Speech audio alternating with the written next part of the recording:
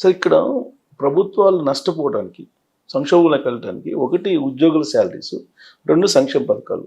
Supreme court కూడా రీసెంట్గా ఈ సంక్షేమ పథకాల వల్లే అప్పులు పాలవుతుంది, రాష్ట్రాలన్నీ చిన్నాభిన్నం అయిపోతుంది ఆర్థిక పరిస్థితి అని అంటారు. ఈ రెండిట్లో దేని కారణంగా నష్టాలు వస్తున్నాయి?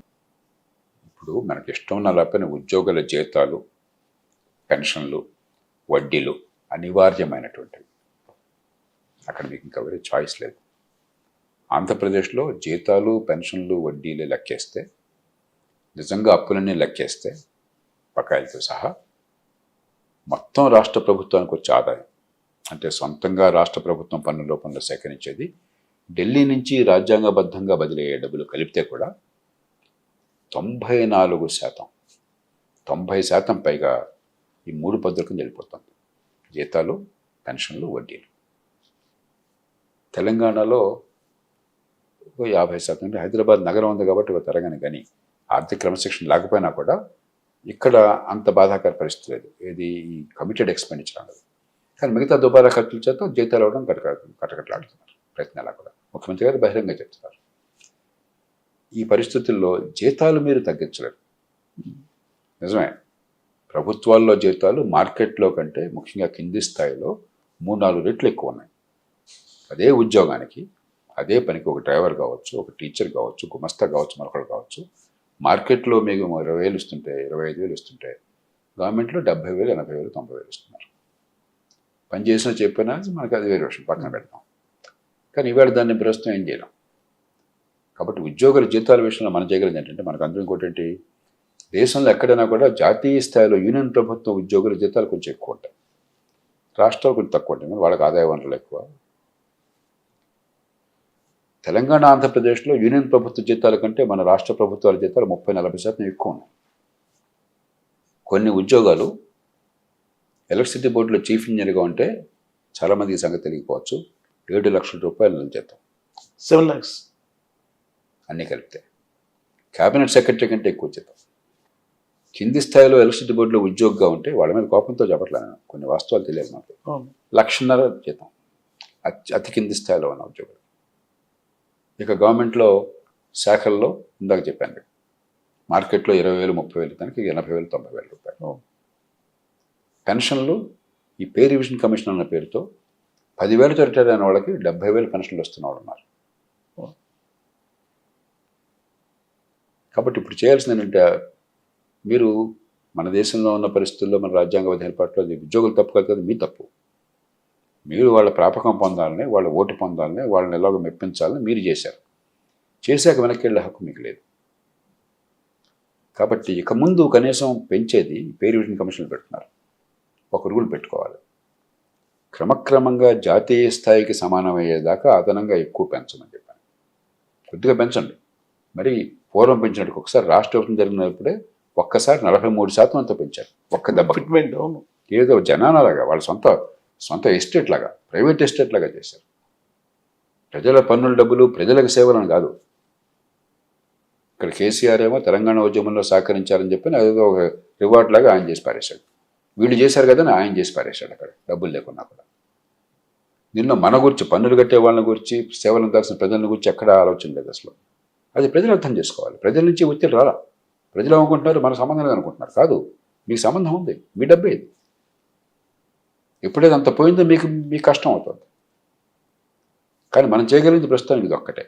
జాతీయ స్థాయిలో వాళ్ళకు వచ్చే జీతభత్యాలతో సమానం వాళ్ళకి 10-15 ఏళ్ళు పడుతుంది. ఈలోగా వాళ్ళు 10% పెంచితే మీరు 3% పెంచాలి. క్రమక్రమంగా ఈక్వల్ చేయాలంటారు. ఈక్వల్ అంతవరకు అది ధర్మమే కదా.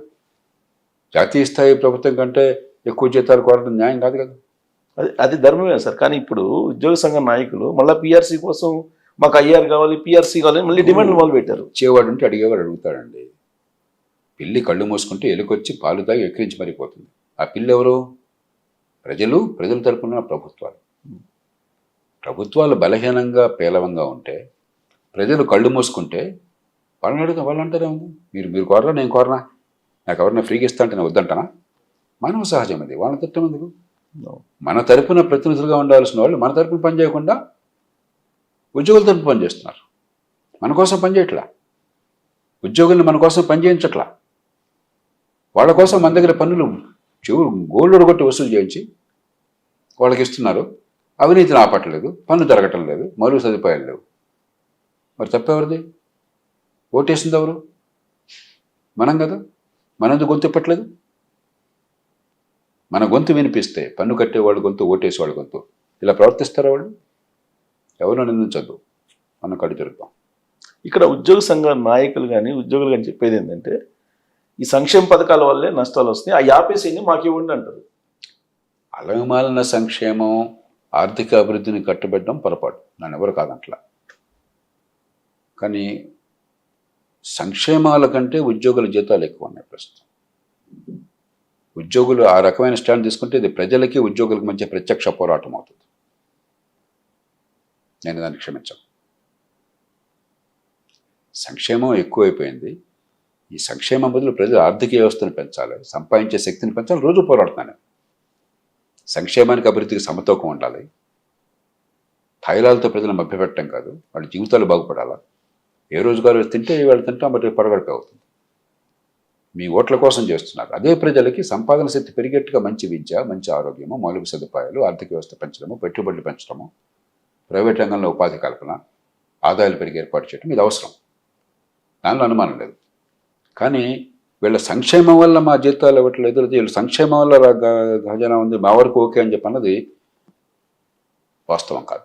నేను స్పష్టంగా నాకు తెలిసి ఈ మాట అంటే తిడతారు, నన్ను బండబూతులు తిడతారు.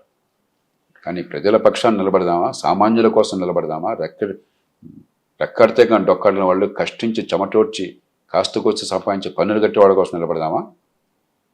జీవితంలో అన్నీ నిండుగా ఉండి భద్రత ఉండి కాలు మీద కాలు కూర్చోవడం నిలబడదామా అని తెలుసుకోవాలి సమాజంలో. కానీ ఉద్యోగులు చెప్తుంది ఏంటంటే సార్, మనకి వృద్ధి రేటు బాగుంది, లాస్ట్ ఇయర్ కన్నా రెవెన్యూ బాగుంది, దీనికి తగిన విధంగా మాకు పెంచండి జీతాలు.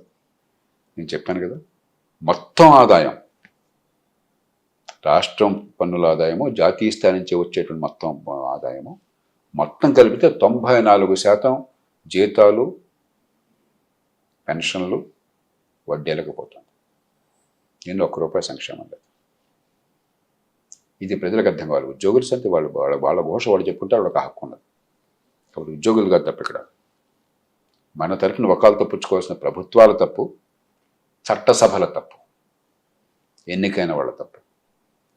ఇదంతా చూస్తూ కూడా మౌనంగా కూర్చున్న మన తప్పు. కానీ రాజ్యాంగం పరిధిలోనే ఓటర్ అయినా ప్రజలైనా వ్యవహరించాలి. వాళ్ళని పోయి చొక్కా ఓటుకని అయితే ఎవరు ఏం చేయలేరు కదా. ఓటు ఉంది కదా, గొంతు ఉంది కదా, శాంతియుతంగా గొంతు వినిపించండి.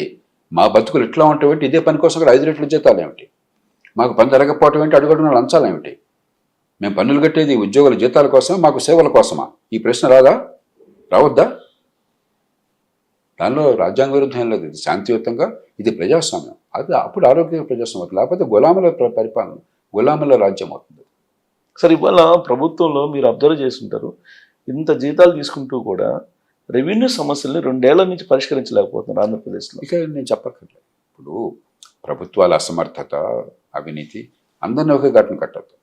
అద్భుతమైన అధికారులు, అద్భుతమైన రాజకీయ నాయకులు ఈనాటికి ప్రతి పార్టీలో ఉన్నారు, ప్రతి డిపార్ట్మెంట్లో ఉన్నారు, అద్భుతంగా సేవలు అందిస్తున్నారు. కానీ వాళ్ళు చాలా కొద్దిమంది. అత్యధికులు ప్రభుత్వంలో చేరిన తర్వాత ఈ సమాజానికి నన్ను పోషించే బాధ్యత ఉంది, నేను సమాజానికి ఏమి రుణపడలేను, నేను సమాజానికి ఏం చేయక్కర్లేదు. ఉద్యోగాల్లో చేరేటప్పుడు సమాజం కోసం ఉన్నామని నమ్మగలుగుతారు. 2 రాష్ట్రాలు సార్ ఈ మధ్యకాలంలో జస్ట్ ఒక వారం 10 రోజుల క్రితం ఏసీ వాళ్ళు రైడ్ చేస్తే ఒక్కొక్కళ్ళ దగ్గర మామూలు ఉద్యోగుల దగ్గర 100 కోట్ల నుంచి 200 కోట్ల రూపాయల దాకా కేజీల కొద్ది బంగారం, వెండి ఉన్నటువంటి పరిస్థితి మనం చూస్తున్నాం. ప్రేక్షకులకు తెలియజేయాలని ఇవన్నీ తీసుకొస్తున్నారు. 100% రైట్. పరిష్కారం ఏంటి? మన ప్రతినిధులు మన కోసం నిలబడతారా లేదా, మనం మన కోసం నిలబడతామా లేదా పౌరులంగా? ఈ 2 జరిగేదాకా ఇవి కొనసాగుతున్నాం.